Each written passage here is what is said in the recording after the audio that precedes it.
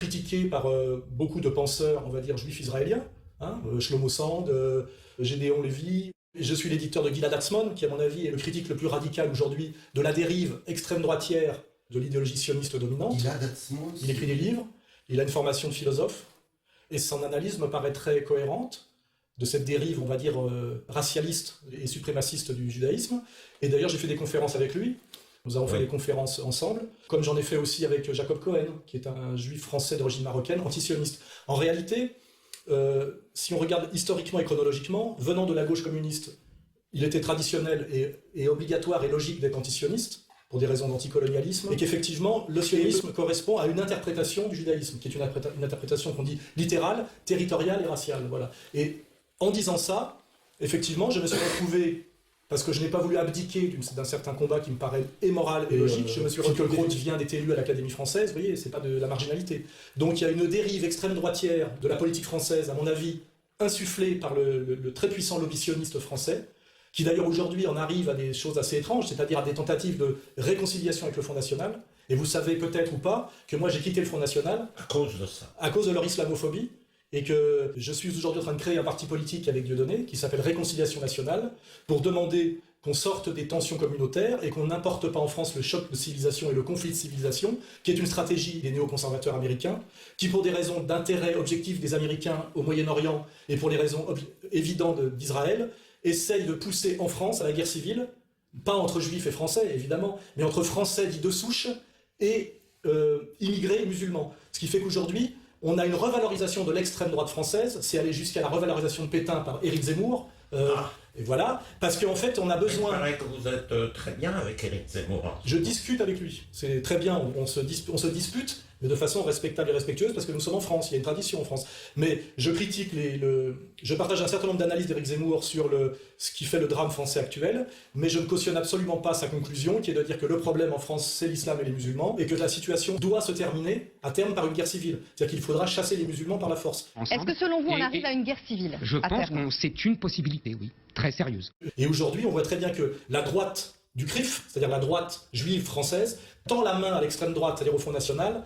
en disant « vous avez le droit de revenir dans l'arc républicain », c'est-à-dire on veut bien vous dédiaboliser par les médias que nous contrôlons, ce qui est une évidence, à condition que vous tapiez sur les arabo-musulmans. C'est-à-dire que les juifs contrôlent. Oui, bien sûr, oui, évidemment, oui.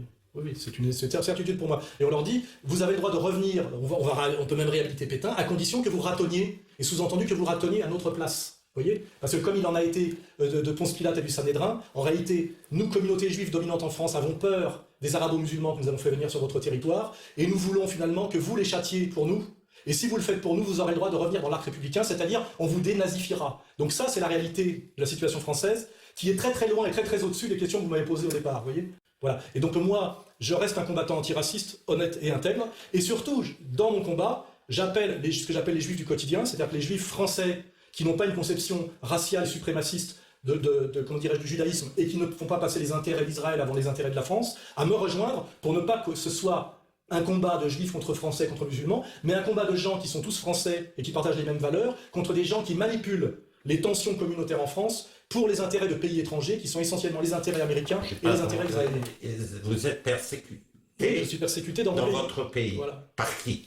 Par le pouvoir politique et le pouvoir médiatique, qui, dans une logique de marche forcée... Sans référence aux juifs du tout.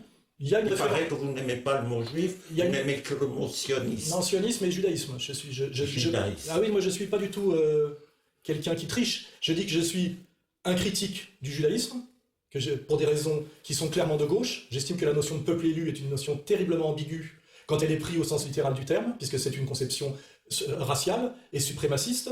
Et je suis aussi antisioniste, et j'estime qu'il y a un lien entre une compréhension littérale de ce que veut dire le judaïsme et la politique israélienne actuelle. Et j'estime que beaucoup de problèmes que je rencontre aujourd'hui en France sont liés à la puissance du lobby pro-sioniste en France. Voilà. Donc là, il y a une vraie analyse politique. Donc je dis, je suis judéo-critique, comme d'autres sont islamophobes, et je suis antisioniste, ce qui fait de moi doublement un homme de gauche, un antiraciste, et qui est totalement dans une tradition humaniste, vous voyez. Alors après, peut-être que vous pouvez m'expliquer ce que c'est que le peuple élu. Mais moi, personnellement, je n'en fais pas partie et j'ai pas voté. Moi, c'est de faire dans mes conférences, je fais venir des gens issus de l'ancien parti communiste, des gens issus de notre ancien empire colonial, des gens issus de ce qu'on appelle l'extrême droite, en fait des nationalistes, des gens finalement qui se comportent en France comme se comporte la majorité des Israéliens en Israël, Ce qu'on appelle un fasciste français, c'est un sioniste majoritaire, hein. C'est-à-dire quelqu'un qui revendique d'avoir un pays et qui n'a pas envie de le voir se métisser entièrement. Parce qu'en fait, on dit vous êtes antisémite. Je ne peux pas être antisémite, d'abord parce que je suis très pro-arabe, donc le terme est faux.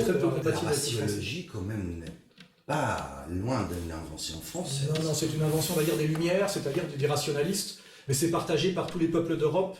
Je dirais qu'ils s'éloignent du christianisme. Vous voyez, c'est finalement l'antiracisme historique de la France, c'est le catholicisme. Nous sommes tous égaux devant Dieu. Vous voyez, et ceux qui ont mis en place le racialisme à travers le rationalisme et on va dire l'hygiénisme, ce sont les philosophes des Lumières. Donc Voltaire est un parfait raciste et vous le savez, est un parfait antisémite. Mais lui, il est au Panthéon, pas moi. Soyez logique et demandez qu'on sorte Voltaire du Panthéon. Vous avez lu les écrits antisémites à la place. Plus tard. Un peu plus tard. Plus tard, oui, comme on pourrait y mettre De Gaulle. Bien sûr, oui, De Gaulle. De Gaulle avait une position qui était très française. Il était pour une politique équilibrée au Moyen-Orient. Il a protégé par sa position les Juifs au moment de Pétain en partant à Londres, mais il ne leur a fait aucune concession à partir de 1958, quand ils ont essayé d'infiltrer les services français pour avoir la bombe, alors que De Gaulle pensait que c'était une mauvaise idée. Moi, je suis en réalité gaulliste, vous voyez. Ce qui veut dire que d'ailleurs, je ne viens pas de l'extrême droite. Moi, ce qui m'intéresse, c'est ce qui est bon et ce qui est mauvais pour l'humanité, ce qui est compliqué d'ailleurs, parce que c'est un terme un peu abstrait, et ce qui est vrai ou faux en logique. Voilà, en logique, d'un point de vue de la cohérence, en logique interne, et d'un point de vue de la logique fonctionnelle par rapport à la réalité. Il faut que ce soit cohérent et fonctionnel.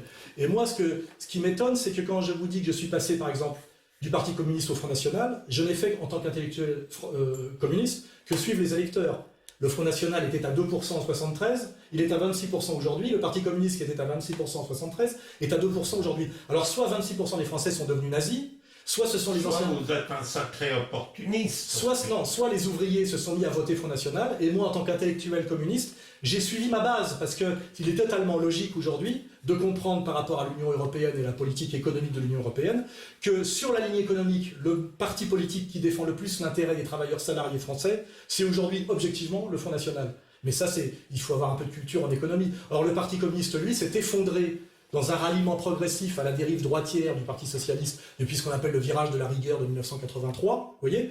Et en fait, le Parti communiste a trahi, en réalité, sa base, et on a finalement ce qu'on appelle une déviance stalinienne, c'est-à-dire que la bureaucratie a trahi les ouvriers, puisqu'il ne reste du Parti communiste que l'appareil, vous voyez. Et l'appareil, pour se maintenir par des accointances politiciennes en devenant la remorque du PS, a liquidé sa base vers les intérêts du prolétariat, c'est-à-dire du salariat français.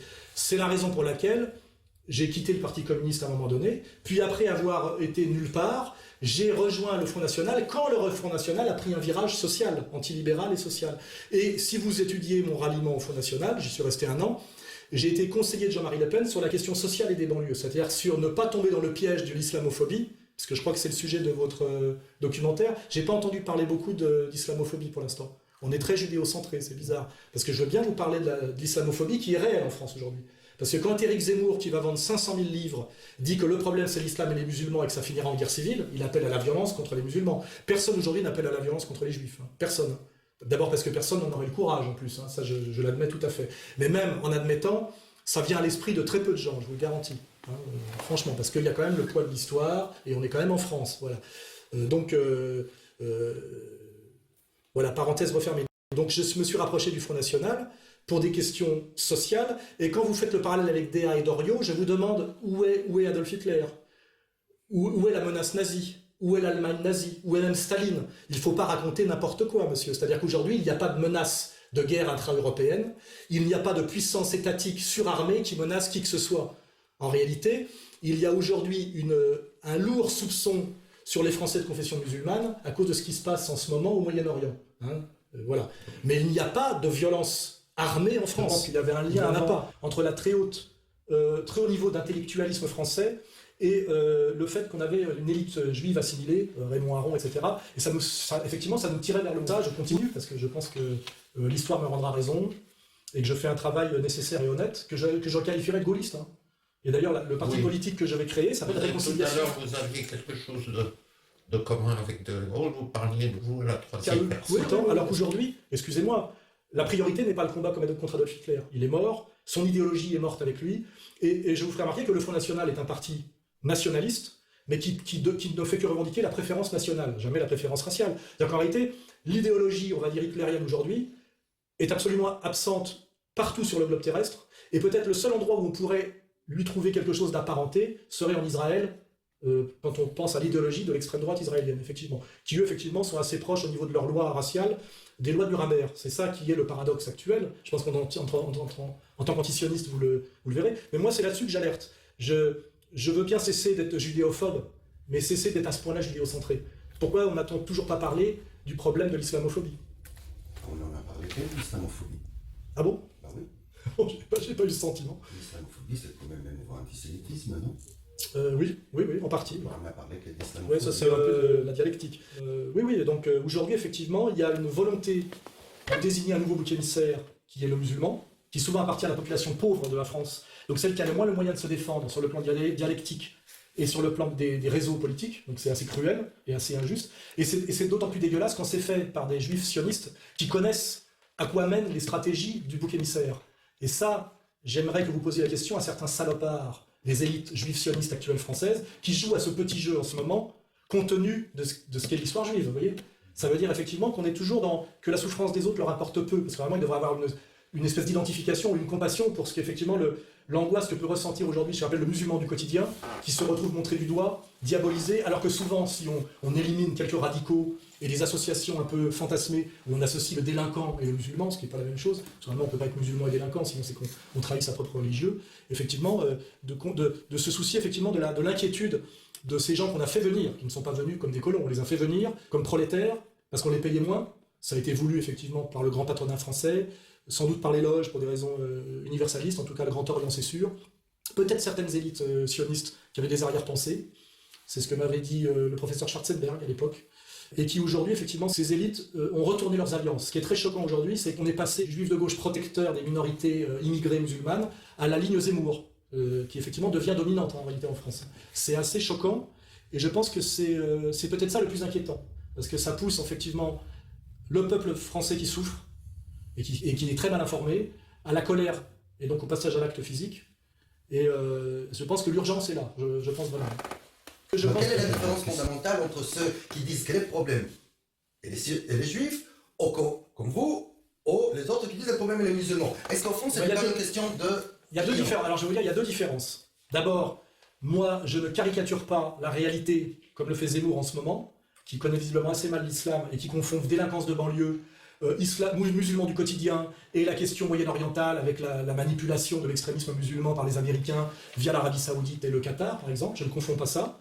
Je ne dis pas le problème en France c'est les juifs, jamais, vous regarderez les conférences, je dis il faut bien séparer les élites sionistes françaises qui non seulement ne représentent pas les juifs statistiquement, puisque 5 juifs sur 6 ne sont pas représentés par eux, mais qui même sont dangereux pour eux-mêmes, parce qu'ils les associent à une violence sioniste, alors que souvent ces juifs ont une relation à leur judéité ou à Israël qui est beaucoup plus nuancée, subtile, voire même inexistante, et moi je ne prétends pas me mettre à leur place, c'est une chose.